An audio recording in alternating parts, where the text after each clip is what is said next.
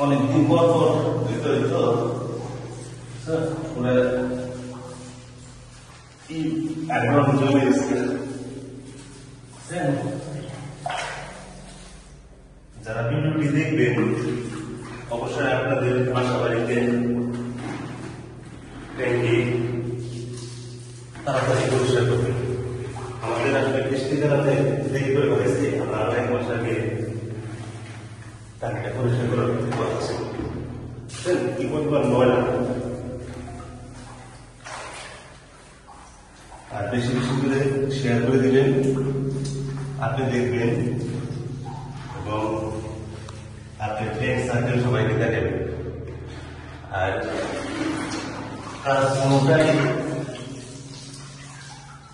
ছোট নয়, সবচেয়ে বড় কথা হলো নিজেদের কাজ নিজেদেরই করতে হবে। সেটা এখন শ্রমিকদের করানো যায়, লোকদের করানো যায়, কিন্তু আমি যেভাবে করবো সে কিন্তু সেভাবে করবে না।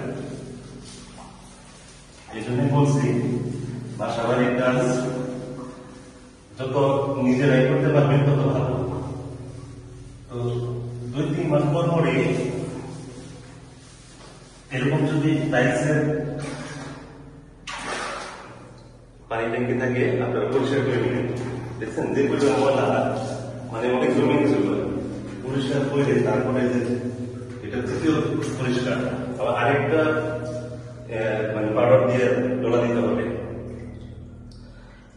তো সবাই ভিডিওটি দেখবেন এবং শেয়ার করবেন, কমেন্ট করবেন। অনেক কষ্ট, আসলে প্রায় 1 ঘন্টা ধরে কাজ করতেছি, আর বাইরে প্রচুর বৃষ্টি, আছে বুঝলাম বাড়িতে লাবণ্য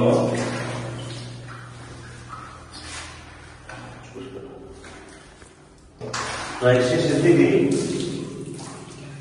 এই যে এখানে একটু পরিষ্কার করে পানি দিব, আবার নতুন করে একটু দিয়ে পরিষ্কার করবো। ওদিকে আরেকটু আছে, বেশি ময়লা আছে,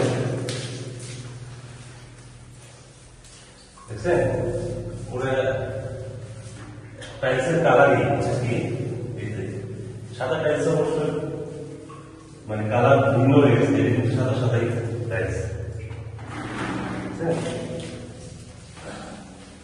একেবারে হলুদ কালার হয়েছে। পরিষ্কার 3 মাসের উপরে করা ঠিক না। তো যাই হোক, আপনারাও যদি ছোট টাঙ্কি থাকে তারপরেও সর্বোচ্চ 4 মাস 5 মাসের ভিতরে পরিষ্কার করবেন।